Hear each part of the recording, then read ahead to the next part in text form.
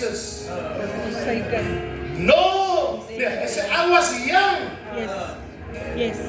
Now I'm old. And now. So what they said, between young and old, in between, I've never seen. Can I prophesy? Die dag sal die laaste dag is. En as apostel in die koninkryk van God, establish it in jou lewe.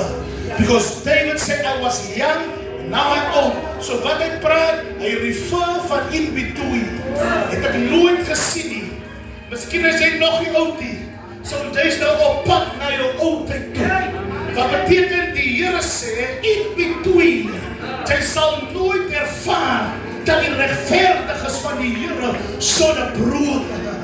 Brood is nie hy met hy brood in die koskas nie.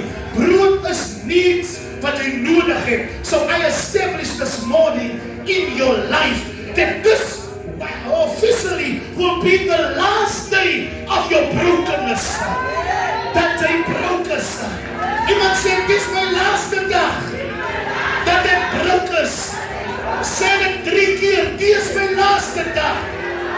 Dat ek broke is. Dit is my laaste dag. Dat ek broke is. Dit is my laaste dag. Dat ek broke is.